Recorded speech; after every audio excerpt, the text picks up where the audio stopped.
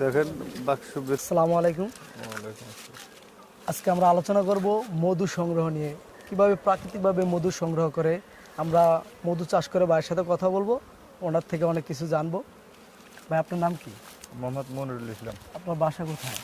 বাসা শ্রীরঙ্গ। মধু সংগ্রহ করেন, এই জিনিসটা আপনি শিখছেন কোথায় থেকে? এটা সে একটা মানে যে মহাজন আছে, মহাজনের দ্বারা। আপনি কতদিন যাবত এই পেশায় জড়িত? এই 4-5 বছর। মধু চাষ করার জন্য সব থেকে কঠিন কাজ আপনার কাছে মনে হচ্ছে? কঠিন কাজ বলতে এটা শিখলে আর কোনো কঠিন নাই।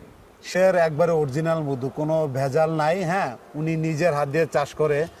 এইখানে উনি প্রায় 1-150 মধুর বাক্স সেট আপ করে রাখছেন।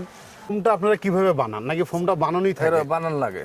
এই ফোমটা বানান? হ্যাঁ। এই ফোমটা কি দিয়ে বানান? এই মোম দিয়ে বানান লাগে।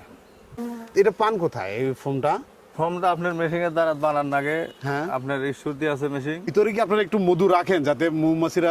না, কোনো মধু না, জাস্ট প্রত্যেকটা বক্সে আপনার করে একটা করে রানী মৌমাছি রেখে দেন। হ্যাঁ। আচ্ছা, আপনার রানী মৌমাছিটা চিনেন কিভাবে? এই চিনাইতেছে আপনাকে আমি দেখাইতেছি। এটা বুঝাইতেছে যে এটা পাতলা করে দিছি, এরা ওই গড়া মোটা করছে। আচ্ছা, মৌমাছি নিজে মোটা করছে। হ্যাঁ, মৌমাছি নিজে মানে মোটা এই করছে। লেয়ারটাকে আপনারা পাতলা করে দিয়েছিলেন, মৌমাছি এটা নিজে এই লেয়ারটাকে আরো মোটা করে ফেলছে। আচ্ছা, তো আমরা রানী মৌমাছি কিভাবে চিনবো, যেটা দেখাইতে চাইলেন? এই যে আমি দেখাইতেছি রানী মৌমাছি। এই যে রানীটা আপনি দেখাইতেছি। এই যে রানীটা, এই যে চলছে। এই যে এটা হলো রানী মৌমাছি। হ্যাঁ, এটা রানী মৌমাছি। দর্শক, আপনারা দেখতে পাচ্ছেন রানী মৌমাছির আকৃতি কিন্তু অন্যান্য মৌমাছির আকৃতি থেকে একটু ভিন্ন। তো এই রানী মৌমাছিগুলো আপনারা পান কোথায় আসলে? এখান থেকে তৈরি হয়। এই মধুটা আপনি মানে কিভাবে করেন? হচ্ছে হলো আপনার হলো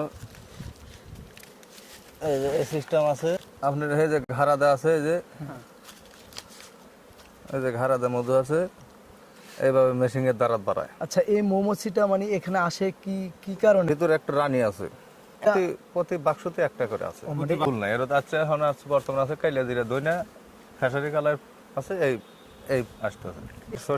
সর্ষাটা বাই করে দিয়ে এসে আবার কাইলাজিরা দইনা। মধু হয় বুঝেন কিভাবে যে এটাতে মধু আছে? এই যে আপনাকে আমি বুঝাইতেছি। এই যে এটার ভিতরে এই যে মধুটা, এই যে ঘাড়া দানা থুসে। এই মধুটা কি প্রতিদিন সংগ্রহ করেন? না, 8-10 দিন বাদে বাদে। এই মৌমাছি কি কোনো কামড় দেয়? এই যে দেখেন কামড় দিছে,